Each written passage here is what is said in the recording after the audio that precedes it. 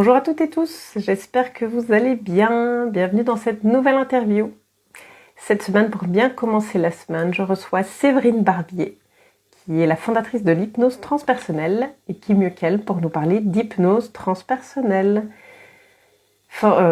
Justement, je me disais ce matin, ça va déjà faire 2 ans que j'ai été formée avec elle. Je trouve que le temps passe super vite. Donc je suis ravie de pouvoir l'interviewer aujourd'hui et qu'on va parler d'hypnose transpersonnelle, quelque chose que moi j'adore depuis que je l'ai découvert il y a 2 ans.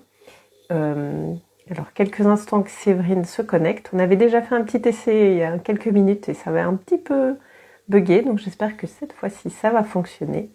C'est les aléas du direct. Alors pour ceux qui sont en live, si vous avez des questions, vous pouvez nous les mettre en commentaire et on y répondra. Si vous avez aussi des questions comme vous écoutez le replay, vous pourrez aussi les mettre en commentaire et on répondra quand on verra les questions. Voilà. Alors je vais attendre que Séverine se connecte. Voilà. Hop, accepter. Séverine a refusé.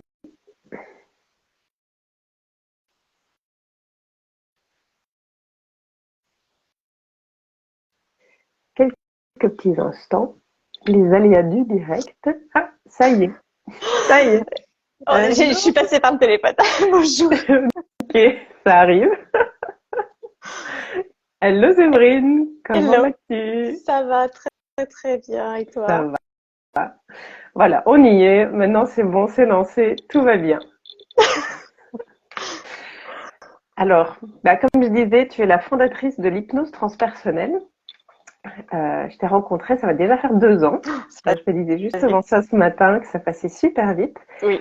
Alors, la question que j'aime bien, bonjour à tout le monde, parce que je vois qu'il y a plusieurs personnes à connecter, mais parfois avec les pseudos, je ne sais pas toujours les prénoms, donc excusez-moi si je ne dis pas toujours les bons prénoms. Bonjour à tous.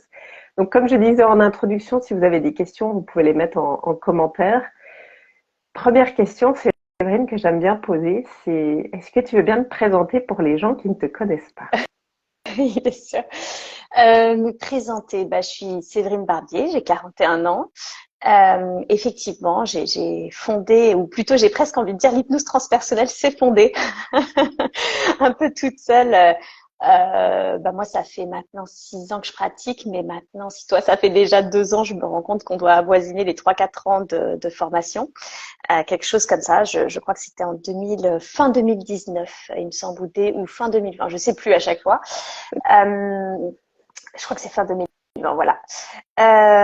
Et puis, comment qu'est-ce que te dire plus? Oui, d'une manière générale, si je dois rester sur moi, je suis vraiment une passionnée par tout ce qui est la psychologie et les états élargis de conscience. Donc, ça prend effectivement tout ce qui est hypnose et plus particulièrement hypnose dite spirituelle, mais également, je vais avoir la respiration holotropique, les médecines psychédéliques, les sorties hors du corps, voilà, tout ce qui va permettre d'explorer la conscience et cette autre chose que notre corps physique et que la matérialité 3D. Donc voilà ce qui me vient de te dire sur moi. Et sur l'hypnose transpersonnelle, oui, ça a été un mélange de moult échecs qui font que j'ai creusé pour comprendre ce qui n'allait pas et réaliser que je n'étais pas formée à l'hypnose, que je n'étais pas formée à la psychologie, que je n'étais pas formée à la libération de défunts, que je n'étais que tout un tas de trucs qui fait que je me suis formée à tout ça au fur et à mesure du temps et qu'à un moment l'hypnose transpersonnelle a émergé, que j'ai commencé effectivement à avoir des demandes dans ce sens pour former les personnes, mais également aussi une espèce de frustration en moi d'avoir passé autant de temps dans les formations, autant de temps, autant d'énergie, autant d'argent, parce que je trouvais pas de formation d'hypnose spirituelle complète. Mhm. C'est ça que j'aime bien aussi, oui, avec ta formation, c'est que elle est hyper complète et on se sent déjà après la formation, je veux dire, on sent qu'on a un bon bagage, que parfois, comme tu dis, avec certaines formations, on sent que on a touché, voilà, mais on n'a pas encore tout ce qu'il faut pour bien maîtriser et pour pouvoir accompagner au mieux, voilà, les gens qui viennent nous voir. Donc c'est ça aussi qui est, je trouve, quelque chose C'est d'important. C'était l'objectif, c'était des formations en hypnose spirituelle, il y en a beaucoup, il y en a de plus en plus. Si j'écrivais quelque chose, je suis assez perfectionniste, donc c'est clair et net que si je devais mettre mon temps et mon énergie dans ce projet-là, c'était évident que je voulais la formation la plus complète possible. Alors je dis toujours, je dis pas que c'est tout ce qui existe, mais en tout cas c'est tout ce que je fais moi au quotidien, parce que voilà, je reçois au quotidien et ça fonctionne. Hein. Il y a sur ma chaîne YouTube, il y a 260 séances publiées, donc plus maintenant justement celles des praticiens que j'ai formés, dont toi effectivement Sophie. Donc on sait que ça fonctionne, et ce que je dis souvent, c'est qu'à la fin de la formation, euh, je vous donne tout ce que moi je fais. La seule chose que je peux pas donner, c'est l'expérience. Et ça s'acquiert avec la pratique et le temps. En fait. Exactement. Et justement, peut-être pour ceux qui savent pas c'est quoi, comment tu définirais l'hypnose transpersonnelle?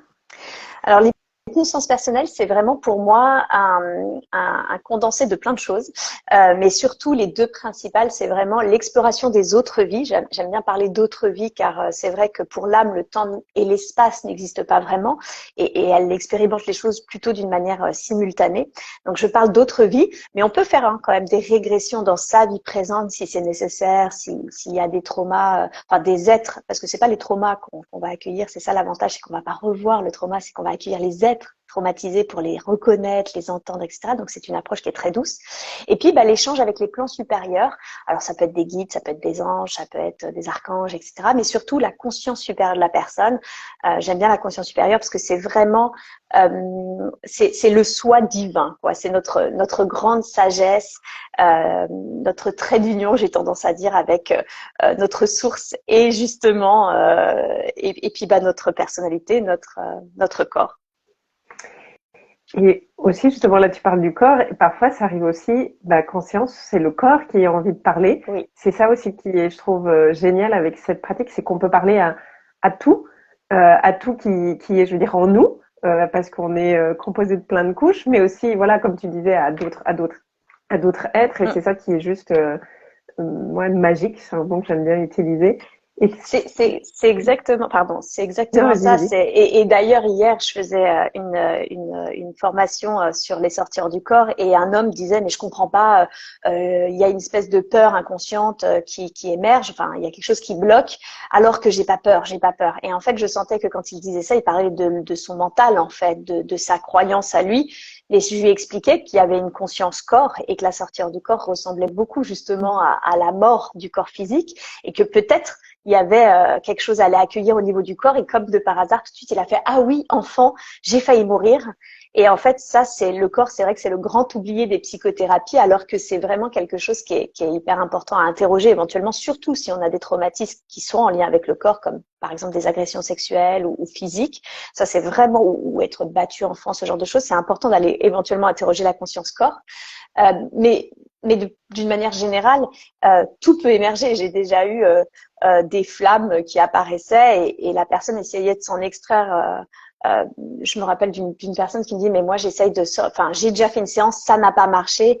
Il y avait une flamme violette devant moi, et la praticienne essayait de l'en extraire et ça marchait pas. Et alors quand on a fait une séance ensemble, c'est vrai que tout de suite la flamme violette est réapparue évidemment. Et quand j'ai demandé ok salut, qui tu es, demande-lui qui est-elle pour toi, et tout de suite en réalité c'était la conscience supérieure de la personne. Donc tu peux toujours essayer de t'extraire de ta propre conscience supérieure. Ouais. Oui, c'est ce que tu nous apprends aussi justement en formation, c'est de parler à tout ce qui vient, car tout peut nous donner une information, même un écran noir, il y a toujours un message derrière, et c'est ça qui est génial. C'est vraiment arriver, par contre, peut-être, ou parfois ça peut être plus difficile, c'est l'art de poser la bonne question en fonction de ce qui vient, parce que surtout quand parfois au début les gens commencent et qu'ils disent je vois rien, j'entends rien, et là, c'est vrai que les premières minutes, parfois, on se dit, bon, quelle question je vais poser pour arriver à trouver le fil et suivre le fil. C'est ça que je dis. Je dis souvent, notre métier, il est facile parce que sincèrement, mettre quelqu'un sous hypnose, c'est un état hyper naturel. L'hypnose, on y va à minima 2 fois quand on va dormir, quand on revient dans l'éveil. C'est des états naturels dans lesquels on va même 10 fois par jour. Donc, mettre quelqu'un sous hypnose, c'est extrêmement facile. C'est même des méthodes qu'on peut apprendre sur Internet. C'est pas la difficulté. Je dis souvent, effectivement, notre art, c'est l'art du questionnement. C'est vraiment d'aller poser la bonne question qui est en lien avec la réponse précédente, toujours avec la réponse précédente. Et ça, c'est effectivement ce que j'apprends principalement à faire parce que c'est ça qui va faire notre différence, en fait, en tant que facilitateur, qu'accompagnateur, notre plus-value. Si les gens font parfois ça sous auto-hypnose, ils me le disent, en fait, votre plus-value, c'est qu'on va plus loin, en fait. On s'endort pas déjà. Et puis surtout, on va beaucoup plus loin parce qu'on a cet art du questionnement, effectivement. Oui, quand tu dis s'endormir, ça arrive souvent que les gens disent ben, j'ai écouté l'audio de préparation, mais je me suis endormie. Surtout que les gens, souvent, c'est vrai, comme tout le monde l'écoute le soir, et je dis oui, ça arrive souvent. C'est pas pour ça que vous allez vous endormir, vous inquiétez pas, parce que je vais vous parler, donc. C'est la grande peur parce que finalement, moi aussi, dans mes séances, c'est toujours ça. J'ai écouté votre session et je me suis endormie et je leur dis oui, c'est normal parce que déjà, un, je suis pas à côté de vous, donc psychologiquement, c'est quand même pas la même chose. Deux, pendant une induction hypnotique, nous, on va constamment participer et faire échanger les personnes. Donc, c'est vrai que l'avantage, c'est qu'elles peuvent pas s'endormir. Et trois, de toute façon, sous le ton de l'humour, je leur dis essayez de vous endormir. Je crie très, très fort. Oui, parce que Séverine aime bien l'humour, hein. Oui, j'essaie. Ben, c'est surtout que je vois comme tu l'as dit, c'est une formation très complète. Il y a un certain volume à vous donner. Si on le fait d'une manière soporifique, je pense que vous tenez pas 10 jours. Oui, et même, je trouve parfois un petit peu d'humour quand les gens viennent nous voir aussi, parce que, ben, je sais pas toi, mais ça arrive souvent que les gens ont peur de l'hypnose, même si, tu vois, tu dis bien, c'est très naturel, mais avec ce qu'on peut voir dans les médias ou autres, les spectacles, beaucoup de gens ont cette crainte qu'on va leur faire n'importe quoi, qu'ils vont perdre totalement la maîtrise d'eux-mêmes. Et bien souvent, voilà, ils arrivent un peu stressés, donc l'humour, déjà, ça aide aussi parfois un peu à… L'humour, Cool. ouais, l'humour, ça détend l'atmosphère. En plus, c'est une forme d'engagement qui est géniale parce que si la personne, elle rit avec nous d'une certaine façon, elle commence à s'engager pour elle-même, en fait, pour sa propre séance. Donc ça, c'est vraiment formidable. Et c'est vrai que j'entends que les personnes aient peur de ce genre d'hypnose. Bon, l'avantage, c'est quand on commence à avoir certaines séances sur notre chaîne YouTube, les gens voient qu'on leur fait pas faire la poule, que ça n'arrive pas au cours des séances. Mais de toute façon, les hypnoses, il en existe plusieurs et en fait, elles ont des objectifs différents. Nous, on est quand même dans un objectif thérapeutique, mais également de développement spirituel. Donc, on n'est pas là pour le coup pour faire rire la galerie. Déjà, il n'y a pas de galerie, on est seul avec notre consultant. Et puis ensuite, l'objectif, c'est pas de ridiculiser la personne, pas du tout. Et de fait, les techniques sont très différentes. Les techniques qui sont utilisées en hypnospectacle fonctionnent très bien, mais elles ne fonctionnent que sur 20% des personnes. Autant dire que nous, c'est quand même tout le monde est hypnotisable d'une manière générale. C'est juste que pour arriver à la sensibilité hypnotique où on commence à faire la poule ou ce genre de choses, il n'y a que 20% des personnes les plus sensibles à l'hypnose, parce que si tout le monde est hypnotisable, par contre, on n'a pas tous la même sensibilité hypnotique. Et ça, ils sont choisis sur le volet d'une façon très précise. Et c'est pas ça. Nous c'est pas, on ne met pas la personne en hypnose. On est le GPS, on la guide dans son auto-hypnose, ce qui rend les choses très différentes parce que si la personne ne suit pas nos instructions, elle n'ira jamais, effectivement. D'où l'engagement qui est important. Ouais. Et après, parfois, ce qui peut quand même arriver, c'est quand le mental, il a peur de ce qui va, Oui. de ce qui pourrait arriver, même si voilà, on explique que ben, tout ce qui va se passer, même si nous, voilà, quand on met la personne sous hypnose, on ne sait pas, hein, on part en exploration, comme tu le dis très bien, main dans la main avec notre consultant. Eh ben, ça peut arriver, c'est que justement les gens sont quand même prêts à travailler et en même temps, il y a cette peur de qu'est-ce que je vais découvrir, par exemple, quand je vais ouvrir la porte. C'est ça. Alors, je leur dis toujours, vous savez pas où on va, mais moi non plus. Par contre, moi, j'ai la capacité de vous guider justement là où on va. Après, moi, je leur dis très souvent, j'entends vraiment, je comprends que vous ayez peur de vous apercevoir que ça se trouve, vous avez été un gros bourreau dans une autre vie et tout. C'est vrai que pour l'ego, c'est pas dingue. Et en même temps, en fait, on a tous été bourreaux. Enfin, je veux dire, on a tous été des gentils et des méchants. À un certain niveau de conscience, on réalise qu'il n'y a pas de bien, il n'y a pas de mal en fait, que la vie que l'on est tous ne juge pas, elle expérimente. Et La vie par nature, elle est amour inconditionnel en fait. Elle est lumière et amour inconditionnel. La difficulté, c'est que comment se rendre compte du bonheur d'avoir le beau temps s'il ne pleut jamais en fait. Et ben c'est un peu la même chose. C'est que cette vie qui s'expérimente d'une certaine façon, elle veut s'expérimenter dans cette lumière, dans cet amour inconditionnel qu'elle est. Et comment expérimenter sa nature fondamentale qui est l'amour inconditionnel et lumière si elle n'expérimente pas l'ombre aussi. Donc il y a pas de jugement de sa part parce que d'une certaine façon, la vie est la vie est tout en toute chose. Donc ça veut dire la vie a gagné d'avance en fait. Elle est lumière. La lumière a gagné d'avance de fait que elle a créé l'ombre. Elle est l'ombre qu'elle crée pour se remémorer, pour s'expérimenter à sa véritable nature qui est justement amour inconditionnel. Et en plus d'être l'ombre, donc en fait c'est de l'amour voilé, hein, l'ombre c'est clairement de l'amour voilé qui s'est complètement oublié, mais en plus de ça qui lui permet de s'expérimenter comme ça, c'est comme ça qu'on se rend compte que c'est merveilleux qu'il fasse beau, c'est comme ça qu'on ressent l'amour inconditionnel de ce qu'est la vie, mais c'est cette même ombre que la vie crée qui nous remémore notre véritable nature, qui nous, en tant qu'être humain, fait que quand on expérimente l'ombre, à un moment, on en a ras-le-bol et on se dit, attends, je vais chercher la lumière, en fait. Et c'est aussi ça qui permet cette quête-là, justement, vers le retour vers notre nature fondamentale, à savoir l'amour inconditionnel et la lumière, en fait. Cette même ombre-là que l'on est aussi. Donc, on est, dans ce cas-là, on est et la victime, et le bourreau, et l'agression, pour s'expérimenter, pour nous se rappeler qui l'on est vraiment, et la vie pour s'expérimenter dans cet amour inconditionnel. Et comme le jour existe et la nuit, enfin voilà, c'est pas que le jour est mieux ou la nuit. Maintenant, ce qu'il y a, c'est quand on est voilà incarné dans notre corps avec le voile de l'oubli, c'est pas toujours évident de se rappeler tout ça. Mais enfin, moi, j'avais fait l'expérience d'être connectée à la source via une séance d'hypnose et c'est vrai. Et je sais que toi, tu as vécu plus ou moins la même chose, mais via une autre méthode. Hein.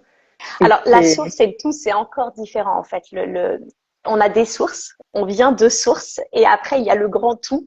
Et en fait, on vient tous de sources différentes, voilà, qui ont des spécificités, ce qu'on appellerait après un peu nos familles d'âme, quoi, les sources de guérisseurs, de ci, de ça, qui vont avoir des rôles et des fonctions très différentes dans chaque domaine, et où on peut se sentir effectivement déjà relié, vraiment relié.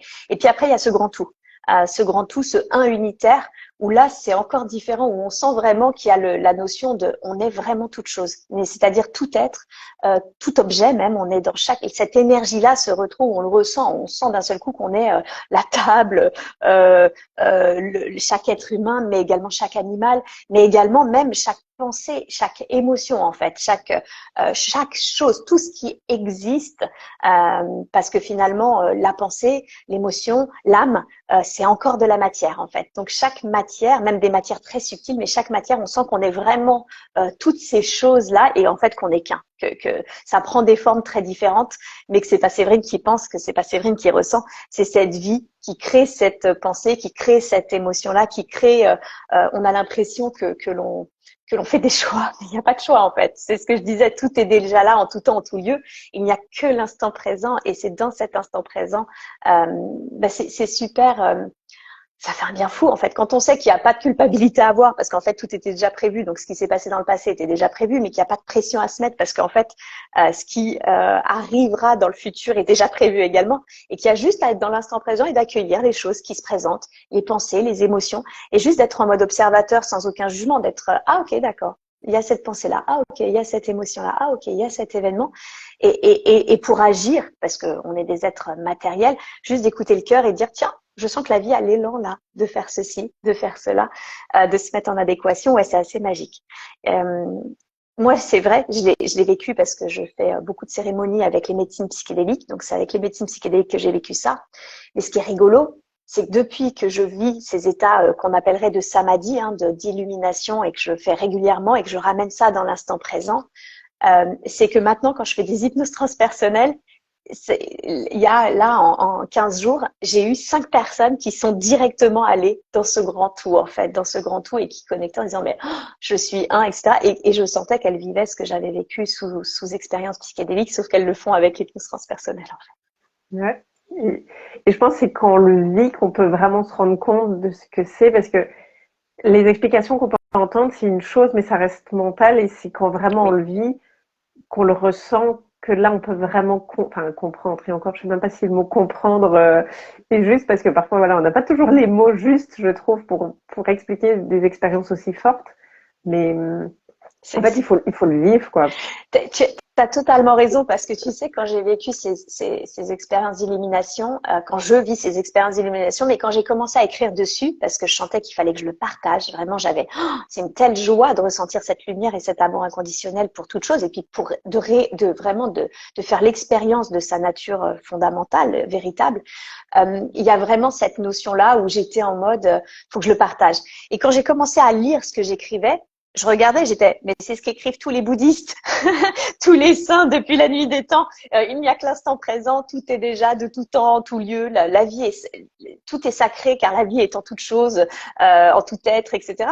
Et donc, c'est rigolo parce qu'il y avait vraiment cette notion où je me suis dit, oui, j'écris rien de fondamental. Je l'ai lu 25 fois, ça. Il existe que l'instant présent. Et en fait, c'est exactement ce que tu dis. C'est vraiment, on peut le lire, on peut, d'une certaine façon, y trouver une résonance parce que justement, il y a cette notion de, parce que c'est ce que l'on est fondamentalement, en fait. Donc, du coup, on trouve une résonance, mais on sent que ça passe que par l'intellectuel tant qu'on le vit pas. Et en même temps, c'est parce qu'on le lit, c'est parce qu'on sent cette légère résonance en nous où ça fait sens qu'il y a d'une certaine façon cette quête vers sa véritable nature qui commence à s'engager. Donc c'est vraiment un cercle vertueux où ceux qui vivent ça le partagent et du coup ça donne envie aux autres. Ce qui est rigolo, c'est que par contre quand on le vit, quand on fait cette expérience du soi, de sa véritable nature, on se rend compte qu'il n'y avait pas de quête à avoir. Parce qu'en fait, on se rend compte qu'on est déjà cela. Il n'y a rien à rechercher. On est tous déjà cela. C'est juste qu'on ne s'en rappelle pas. Et c'est pour ça que moi, j'appelle pas ça un éveil. J'appelle ça un réveil. Parce que vraiment, d'un seul coup, j'ai senti le voile a été enlevé et ça a été, tiens, regarde, c'était toujours là. Tu te croyais déconnecté, mais en fait, tu l'as jamais été, en fait. Jamais. Et c'est impossible de l'être. Ouais, clair. Et peut-être là, pour les gens qui nous écoutent, quels sont les bénéfices de faire une séance d'hypnose? Même si c'est une question, moi je trouve qu'il y a tellement de bénéfices que je ne sais jamais lequel dit. Enfin, à un moment il faut choisir. C'est horrible cette question parce que à chaque fois, je me dis, ils vont jamais me croire si je leur dis tout. Genre, on peut tout faire. Ça va dépendre, de votre sensibilité hypnotique, de plus que la sensibilité hypnotique. Parce que la sensibilité hypnotique, vu les hypnoses qu'on utilise, ils vont partir en transe profonde. Ça, c'est pas un sujet. Donc, plus que la sensibilité hypnotique, ça va être votre capacité à lâcher le mental. Ça, c'est la première. Et deuxièmement, ça va être votre foi, vos croyances, parce que vos croyances, elles vont forcément limiter les choses, et la foi très important. Si vous avez foi, vous pouvez déplacer des montagnes. Et en fait, ça fait plus de 6 ans que je fais ça, et même encore aujourd'hui, des fois, il se passe des choses dans les séances. Je me dis, ah ouais, on peut faire ça. Vraiment, quoi. Et je suis toujours surprise. Donc, j'ai envie de dire tout parce que je vois bien qu'au cours d'une séance, on va aller aborder, par exemple, les relations avec les conjoints, quels sont les contrats d'âme, quels sont les liens d'âme, y a-t-il des contrats d'âme avec les conjoints, avec les enfants, mais également avec la famille? Quelle est la raison pour laquelle on s'est choisi cette famille? Parce qu'en fait, très souvent, même la plupart du temps, j'ai envie de dire, on s'est choisi cette famille-là pour une bonne raison. C'est-à-dire que si vous regardez souvent qui vous êtes aujourd'hui ou ce que vous tendez à, vous êtes à l'opposé de votre famille. C'est-à-dire que vous avez manqué d'amour, vous êtes très certainement là pour l'amour. Vous êtes quelqu'un qui a besoin de s'autonomiser, très souvent, vous avez peut-être une maman qui a été maman poule et qui vous a surprotégé, vous devez couper les liens, ou au contraire, vous avez été mis en autonomie très jeune dans votre vie. Donc en fait, on se choisit cette famille-là pour travailler des choses bien précises. Puis ensuite, quand ça s'est fait, c'est le couple et les enfants qui prennent le relais et qui nous continuent de nous faire travailler. Il y a énormément de reconversions en ce moment, donc il y a beaucoup de questions en lien également avec le boulot, le développement des capacités. Je veux dire, ce que je vis là, justement, on parlait des illuminations, moi, je suis madame tout le monde, en fait. Donc, si moi, personnellement, je vis ça, c'est que je sais qu'en fait, la vague de lumière, là, elle arrive très fort et ces illuminations, ces expériences de soi, elle va arriver d'une manière flagrante sur énormément de personnes et sans même atteindre ces niveaux-là, je le vois. en 6 ans, c'est incroyable l'éveil que j'ai pu constater, et c'est que le début en fait, c'est vraiment que le début. Donc je sais que déjà maintenant que je me remémore qui je suis, je sais que la lumière a gagné d'avance, ça c'est évident. Mais en plus de ça, c'est que je vois que les choses changent et changent très vite, et surtout post-Covid, ça a été assez impressionnant. Donc il y a énormément de questions sur le boulot, les reconversions, mais également les capacités. Et puis on peut faire tout ce qui est phobie, on peut faire tout ce qui est santé, à recevoir des soins énergétiques au cours d'une séance, ou libérer peut-être des impacts d'autres vies dont la mémoire justement nous impacte dans notre vie quotidienne. Donc c'est dingue ce qui est en train de se passer en ce moment. Donc tout, j'ai envie de dire tout, me croyez pas, testez. Mais comme tu dis, par exemple, moi, une première séance, on avait libéré une phobie qui venait d'une autre vie. Et c'est vrai que du jour au lendemain, je vois vraiment la différence. Mais j'ai remarqué certaines personnes, comme tu dis, qui n'ont peut-être pas cette foi que tout est possible. Absolument. C'est comme si, en fait, après la séance, ils remettaient une croyance en fait, c'est pas possible. Donc, c'est ça. parfois, ils referment la porte. Ouais. Et une autre personne qui était venue faire une séance chez moi, elle venait pas pour ça, mais quand voilà, j'avais posé la question des addictions, elle m'avait dit, bah, je fume et j'aimerais bien arrêter. Donc, j'avais posé la question à sa conscience supérieure de, est-ce que c'est possible? Oui. Comment faire? On va lui mettre le dégoût. Elle m'a écrit plusieurs mois après pour autre chose et elle m'a dit, en tout cas, c'est vrai, hein, 2 semaines après, j'étais dégoûtée, j'ai plus du tout fumé. Et à l'inverse, d'autres personnes où je vois qu'on pose les questions, en fait, ils y croient pas. Et même si on fait la même chose, voilà, et qu'on a la réponse de la conscience supérieure, c'est vrai que, comme tu dis, hein, en fonction de la foi, on voit que les résultats sont pas toujours les mêmes. Ou parfois, on va demander est-ce que vous voulez un soin et la personne répond non parce qu'elle est tellement convaincue que ça non, marchera parce que de pas. toute façon, je suis malade et on ne saura rien faire, quoi. C'est ça. C'est ça, c'est vraiment ça. J'ai déjà eu le cas pareil que toi, de personnes qui quittent mon cabinet. La personne, elle est dans le chambranle de la porte, elle se retourne, elle me dit le soin énergétique là qu'on vient de faire, vous y croyez? Et là, t'es là, ok, c'est sûr que effectivement, si ça commence par ça en fait, ça commence par avoir la foi euh, que si les choses ont été bien faites, bien accueillies, et que on porte vraiment une intention véritable. L'intention, c'est vraiment l'esprit d'eux, quoi. Quand on pose une intention, on appelle l'esprit d'une énergie à agir, à nous aider, à nous accompagner. Donc c'est pour ça que les intentions sont vraiment très importantes. Et c'est vrai que si on pose mal son intention, ou en tout cas on la pose avec cette croyance que ça ne marchera pas, je leur dis aux gens, hein, vous y croyez pas, vous avez gagné d'avance aussi, hein, ça marchera pas. Oui, et puis en plus, c'est le soin, je veux dire, de manière générale, c'est pas nous qui le faisons, c'est la personne qui elle-même se fait le soin. Nous, on fait que poser des questions, comme même moi, je fais des soins énergétiques, mais c'est enfin oui, il y a une aide de ma part, mais c'est la personne qui reste maître, je vais dire, d'accueillir ou non ce qui est fait lors d'un soin, quelle que soit la technique qui est utilisée. Et comme tu dis, la foi, c'est hyper, je pense, c'est peut-être la chose la plus importante finalement. Parce que même soi-même, on pourrait se guérir de tout à partir du moment où on a la foi, même sans être sous hypnose, même sans faire un soin, enfin juste en se disant non mais je sais que je vais y arriver quoi. Mais le côté, alors après, j'aime bien relativiser ce genre de propos, mais tu vas vite comprendre pourquoi, parce que tu pourrais très vite avoir des personnes qui diraient ah ouais, mais elle y croyait à sa guérison, puis finalement elle est morte en fait, tu vois. C'est pour ça que oui et non. Oui, dans le sens où si déjà, par exemple, prenons juste la maladie. La maladie, c'est le mal a dit. Donc, il y a un moment, il y a un message derrière. Quand le corps est attaqué, c'est vraiment le dernier messager. Donc, si le corps est attaqué, c'est qu'en fait, la personne, elle a reçu moult messages d'une façon ou d'une autre, souvent dans le ressenti, dans son cœur, et elle a continué de forcer les trucs, etc. Elle a continué à aller à l'encontre de ce qu'elle ressentait qui était juste pour elle. Voilà. Ou elle a osé rien dire, ou osé rien faire, etc., etc. Voilà. Ça, c'est la première des choses. Ce qui peut arriver, c'est tellement on s'est bloqué de ses ressentis depuis l'enfance qu'on ne reçoit même plus. Enfin, même plus le message, en fait. Les messages viennent, mais on ne les capte même plus. Et les douleurs, en fait, on a tellement un seuil de douleur qui est devenu énorme qu'il faut vraiment aller presque au clash pour ressentir quelque chose, quoi. C'est ça, c'est pour ça que la maladie, d'une certaine façon, c'est une formidable opportunité. En fait, c'est une formidable opportunité, soit d'aller comprendre le message qu'on veut pas écouter, soit effectivement de se rendre compte que de toute façon, on a un comportement ou quelque chose de dysfonctionnel en nous qui nécessite d'être accueilli, parce que comme tu le dis, la personne ne reçoit peut-être même plus les messages et elle est avec une carapace telle que c'est ça qui bloque toute sa vie, en fait, qui fait qu'elle peut pas évoluer. Donc ça, c'est la première des choses. Et c'est vrai que pour aller mieux, en plus de la foi, qui est plus que nécessaire, ben, c'est déjà d'aller voir ces carapaces ou ce message, etc., etc. Donc ça, c'est vraiment très important. Cependant, et c'est là où je mettais le bémol, il y a des maladies qui sont des maladies qui vont conduire à la mort, effectivement, et qui sont des portes de sortie, en fait. Et des portes de sortie qui sont sciemment choisies. Et on peut avoir la foi, tout ce que l'on veut, etc.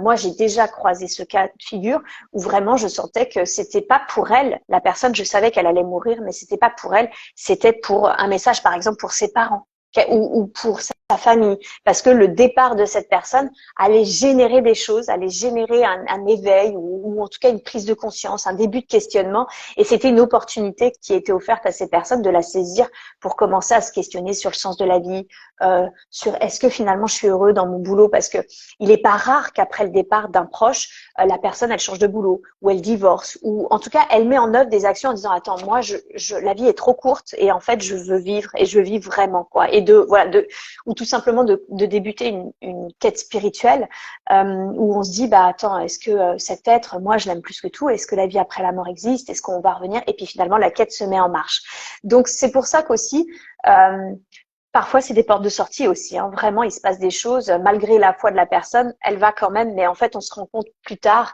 que c'était une espèce de cadeau qui a été fait, même si on le saisit pas tout de suite. Hein. Attention, hein, c'est un chemin aussi hein, de réaliser que finalement tout est juste, parce que tout est juste. Et en même temps, ça nécessite déjà beaucoup de courage, parce que ça nécessite de travailler sur soi, d'accueillir ce qui est vraiment pour ce que c'est, pour ce que ça a permis. Et ça demande et du courage de travailler sur soi, mais également du courage d'avoir un certain recul en fait sur ce qui s'est joué et de ne plus seulement interroger le côté terrestre de je t'ai perdu, je ne te reverrai plus. Parce que cette quête-là, normalement, quand on met le doigt dedans, on se rend compte qu'en fait, on se reverra forcément sous une forme ou sous une autre, en fait. Mmh. Oui, et moi, c'est ce qui m'est arrivé. Hein, c'est suite à un décès. Bah, la personne était plus âgée, mais que je me suis réveillée, comme tu dis.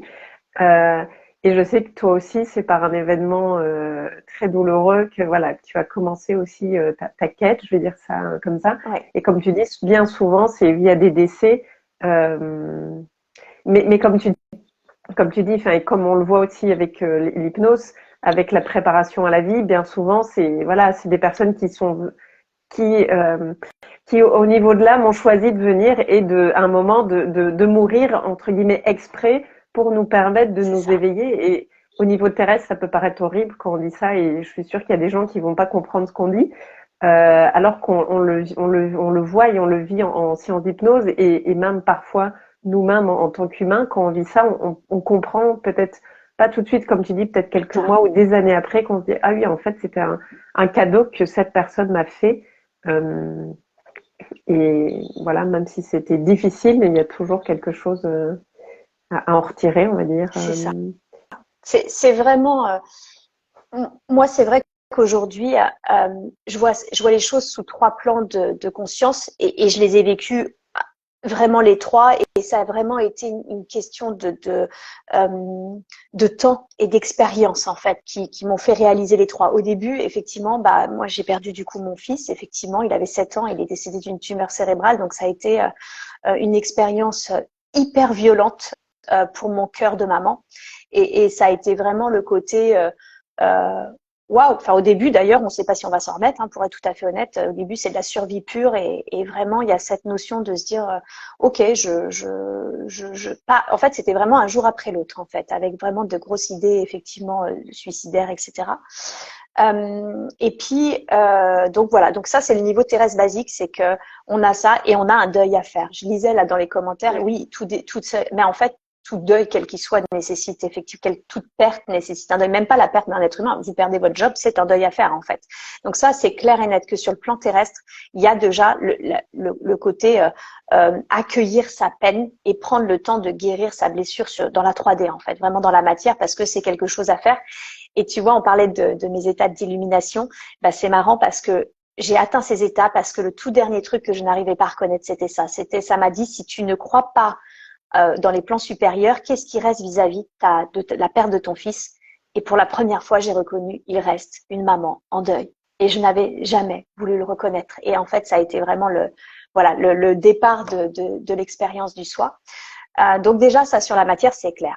Après, sur un deuxième niveau, il y a vraiment la notion d'âme, où effectivement, c'est pas seulement l'âme qui fait le choix, c'est vraiment des contrats d'âme, quoi. Si on commence à connecter des médiums, on se rend compte vraiment qu'il y a cette notion-là où les âmes font le choix ensemble de se dire, ok, bah tu seras mon fils et tu partiras parce que ce sera, bah, peut-être que lui, et ça j'ai pas encore la réponse, mais lui aussi, ces 7 ans-là lui ont appris encore des choses, lui ont permis d'expérimenter certaines choses.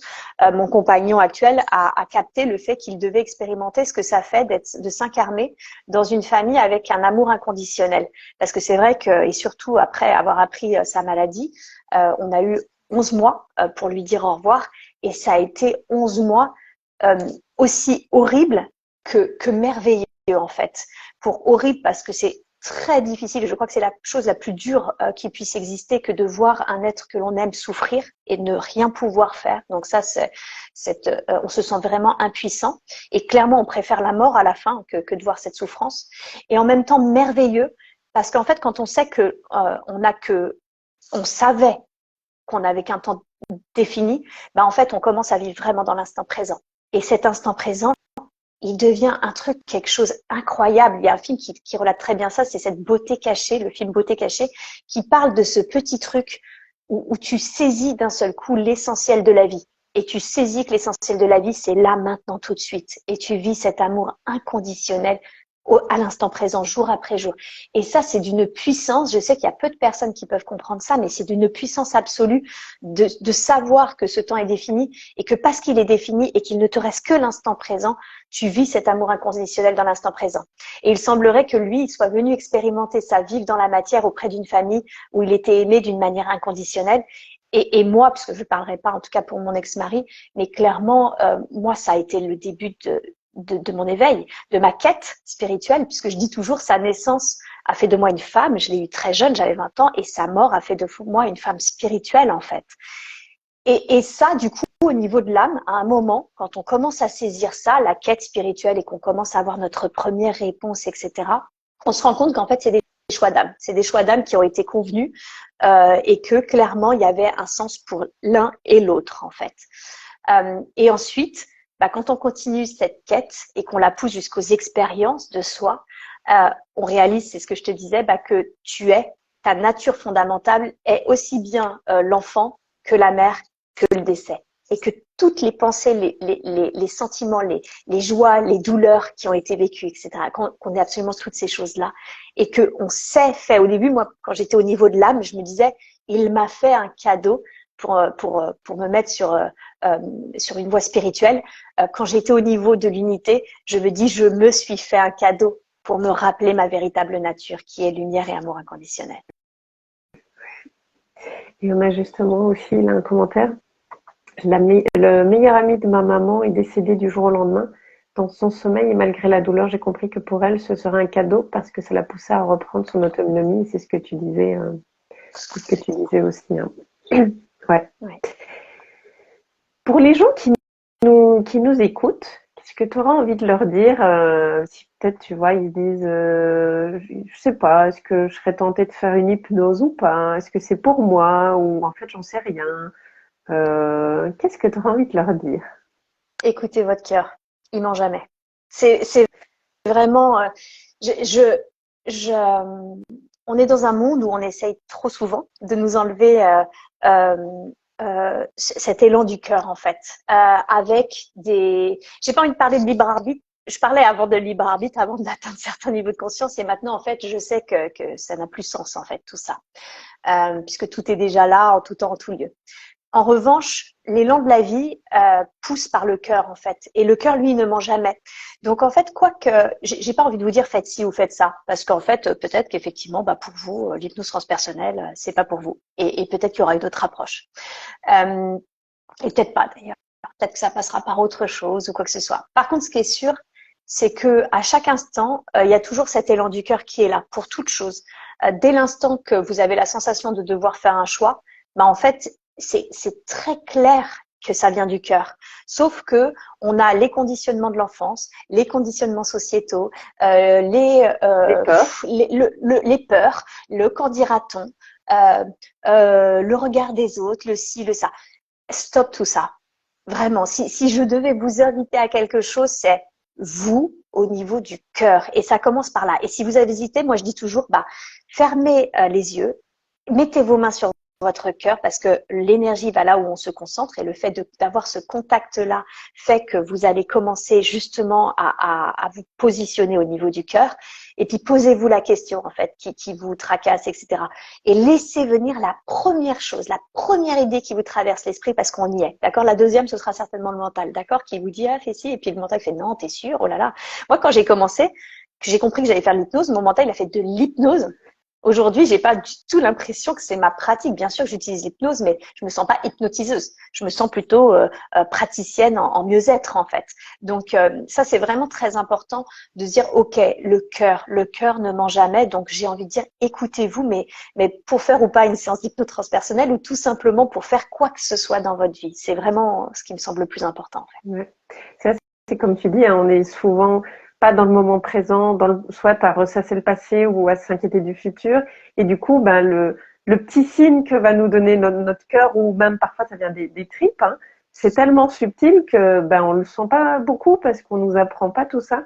Oui. Et c'est important de se reconnecter à soi, à son corps, pour pouvoir écouter justement tous ces signes, ces petits vas-y, ces petits c'est ça, c'est le moment, C'est ça. ou autre. Merci beaucoup en tout cas pour ce chouette moment. Je ne sais pas si tu as envie d'ajouter quelque chose avant de terminer. Oui, là, j'ai l'élan justement Je sais que ça remue fort en ce moment pour beaucoup d'entre nous.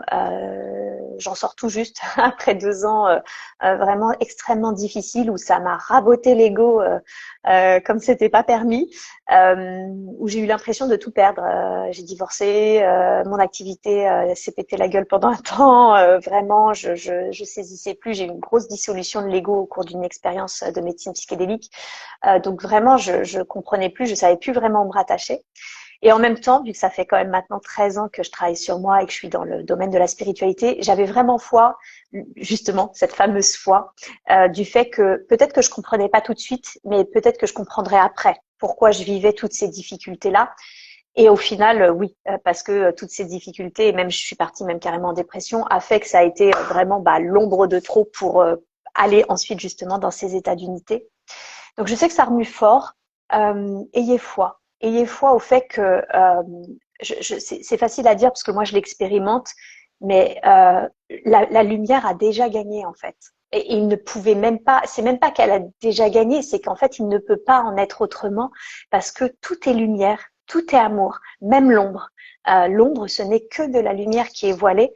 Donc accueillez-la, accueillez vos ombres, accueillez les ombres des autres, accueillez ce qui vous paraît sombre et difficile, parce que en plus du fait que tout est lumière, et que du coup par nature la vie ne peut pas s'autodétruire, c'est la vie en fait. Donc la vie par nature, c'est la vie, elle est amour, elle est lumière, elle ne peut pas se faire de mal fondamentalement. Donc accueillez tout ça. Et puis vraiment la notion de dire ok, peut-être que je comprends pas tout de suite, mais je comprendrai plus tard. Et j'ai foi au fait que un deuxième concept, c'est que tout est impermanent. Donc tout ce qui descend remonte en fait. Et juste comme tu disais, la notion de libre arbitre, à un moment tu l'utilisais plus trop. Comme j'ai l'impression que c'est ce que tu disais, hein, si de toute façon il y a quelque chose qui doit se passer, la vie fera qu'elle nous mettra, et quitte à nous arrêter par une maladie ou quoi, tant qu'on n'aura pas compris le message, ça nous poussera à nous remettre sur le chemin. Et parfois on ne le comprend pas, et c'est ok. Alors on reviendra peut-être une autre fois pour le réexpérimenter. Mais comme tu dis, finalement, est-ce qu'on a vraiment ce libre arbitre vu qu'on avait choisi des choses et quoi qu'il arrive, moi je vois bien aussi, j'ai le sentiment que quand quelque chose, une rencontre ou quoi doit se passer, ça se fera. C'est vraiment très juste ce que tu dis. Quand les gens, j'essaye de leur parler, que je vois qu'il n'y a pas ce niveau de conscience-là, je me bats jamais en fait parce que je sais que tout est juste. Et je leur dis souvent, c'est pas grave, tu finiras par comprendre plus tard. Et je sais que le plus tard, pour moi, dans ma tête, c'est dans cette vie ou dans une autre. En fait, ça n'a aucune importance parce que je sais que la personne, elle finira forcément par revenir à qui elle est vraiment, à sa nature fondamentale. Et c'est vrai que tu vois, la dernière cérémonie que j'ai faite et où j'ai atteint ces états d'unité, j'étais en extase, littéralement. Et ce qui m'a emmené en extase, ça a été vraiment de ressentir la perfection du plan divin. Et la perfection de ce plan divin, eh bien, c'est vraiment effectivement tout est déjà prévu en tout temps, en tout lieu, en toute chose, en tout être. Tout, mais tout. Et ce plan, il est juste parfait. Et il n'a qu'un seul objectif, nous remémorer notre véritable nature. C'est le seul et unique objectif. Donc, nous remémorer que l'on est amour et lumière. Donc, c'est pour ça que je dis toujours, l'amour a déjà gagné parce qu'en fait, c'est son essence fondamentale. Elle ne peut pas perdre, elle ne peut pas se faire de mal. Et son objectif, c'est qu'on se rappelle qui l'on est. Donc, vraiment, cette notion de, OK, ça travaille dur. J'ai pas encore, vraiment, moi, j'ai pas encore la réponse de qu'est-ce qui arrive. Mais pour que ça travaille si dur en moi, waouh, je sais que ça veut dire qu'il va y avoir un autre stade de conscience parce que tout ce qui est difficile comme ça, j'appelle ça justement des petites morts de l'ego qui lâchent, qui lâchent, qui lâchent. Et chaque fois que on est dans des morts de l'ego où c'est un peu patate, et ben il y a vraiment cette notion où on atteint un autre stade de conscience supplémentaire, quoi. Et pas à pas, comme ça, stade après stade, on se rappelle de plus en plus qui l'on est vraiment, que l'on est amour, que l'on est lumière. Et surtout, ce que je vois, c'est que ça va très vite. C'est pour ça que ça bouscule beaucoup en ce moment, mais ça va très très vite. Là, il y a vraiment quelque chose qui accélère dans le sens de la lumière et de l'amour, en fait. Je sais pas si tu as vu, il y a quelques commentaires. Il y a T. Aini qui nous dit merci simplement d'être Séverine. Adeline qui fait bonjour à vous, un clin d'œil à Séverine. On avait aussi Sophie qui nous disait en fait il n'y a que l'instant présent et peut-être que c'est l'illusion du temps qui crée la souffrance. Tout à fait. Alors tellement d'accord avec ça, je ne sais plus ce que c'était. Là il y a aussi mon ami d'enfance est décédé il y a 2 mois à l'âge de 44 ans, laissant 2 petits-enfants, mais je suis sûre que c'est ainsi que ça devait être. Oui, et c'est comme on disait, hein, on se rend pas toujours compte, voilà, sur le moment, et c'est pas pour ça que, même, je veux dire, nous, en ayant vécu des choses, c'est pas pour ça que quand on vit encore des choses difficiles, c'est facile, on va vivre un décès, ça va être aussi difficile pour C'est nous, faut très pas croire difficile. qu'on va être en mode, oui, mais c'est bon, je le retrouve là-haut, je veux plus de Non, non. tristesse, Et pas du tout, d'ailleurs, quoi. je te remercie parce que ça, c'est très important. C'est pas parce qu'on a ce niveau de conscience et qu'on sait ces choses-là que pour autant on va aller dire à quelqu'un qui a perdu voilà son meilleur ami ou une maman en deuil en disant mais c'était prévu, tu comprendras plus tard en fait. Bah non, ce serait juste monstrueux en fait. Faisons preuve de bienveillance et de compassion parce que moi la souffrance elle est réelle. Effectivement, il n'y a que l'instant présent et l'illusion vient du fait que on pense qu'il y a un temps alors qu'en réalité non, il n'y a que l'instant présent et l'illusion de la séparation, c'est de se croire séparé de toute chose qui est autour de nous, des êtres, des objets, etc. Alors qu'en réalité, l'énergie de vie est la même partout et en toute chose. Donc c'est là l'illusion. Pour le coup, l'émotion, quand elle est ressentie, quand elle est expérimentée, elle est vraiment expérimentée dans l'instant présent. C'est pas la peine de la nier, en fait, elle existe. Et justement, des fois, j'entends les gens qui disent oui, mais en fait, tout accueillir, être dans l'instant présent, puisque tout est juste, c'est d'une certaine façon de repousser ça. Ah non, non, je ressens la douleur, je ressens... non, non, c'est pas juste parce que je sais que tout est juste, je devrais pas ressentir ça. C'est un écueil qui est énorme en fait.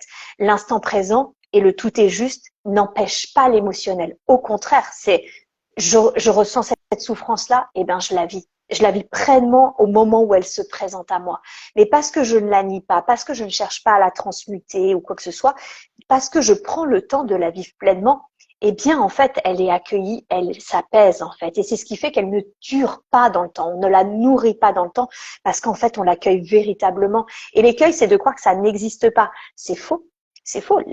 La souffrance existe et c'est pour ça que jamais je me permettrai de dire à quelqu'un, ah là là, non mais tout est juste ou quoi que ce soit. Non, je laisse les gens, ils ont aussi un rythme. On a un rythme de conscience. Et ça, il faut vraiment prendre conscience que tout le monde a son rythme et que tout le monde ne peut pas en être là. C'est quand on sent que la personne commence à être prête à sentir certaines choses. La seule chose qu'on peut faire à quelqu'un s'il faut, c'est bah oui, je comprends que tu souffres parce que tu viens de perdre ton meilleur ami.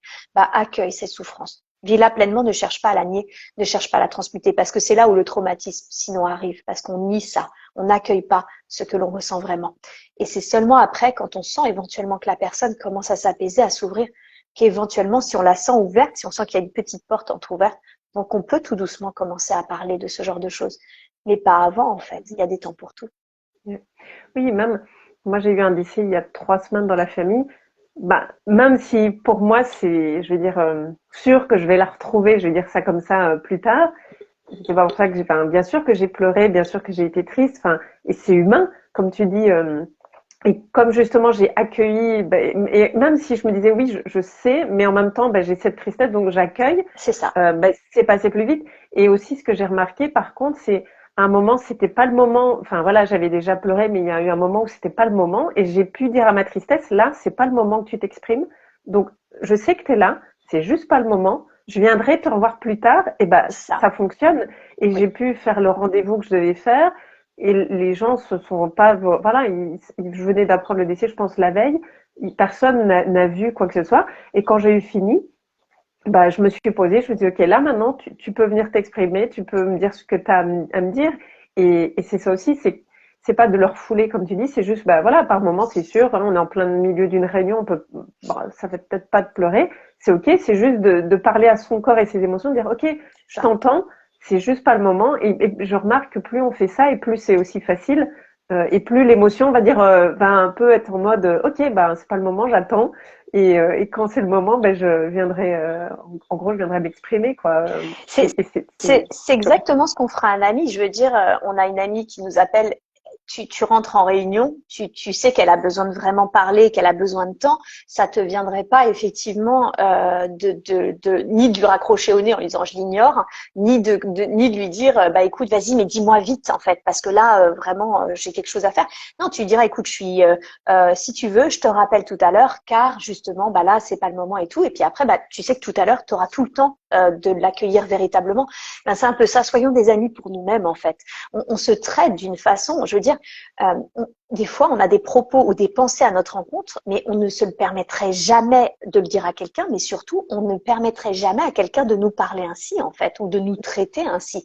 Donc déjà, soyons bienveillants avec nous-mêmes, soyons nos amis pour nous, et ça commence par ça, parce qu'effectivement, par contre, ça s'appelle la vie. On a des impondérables qui font que des fois on ne peut pas exprimer telle ou telle émotion. C'est ok, non pas de le refouler, mais de dire tout à l'heure là, je prends ce temps-là pour moi. Et ça commence toujours par soi, en fait. Ouais. Et là, on a, alors je sais pas, Métis Madinitalia, donc je ne sais pas quel est le prénom, qui dit j'ai tellement envie de rencontrer Séverine. Avec plaisir, je suis sur Bordeaux. On peut se trouver dans une session en présentiel. Je fais des formations. Il en reste une en présentiel pour 2023 à Montpellier.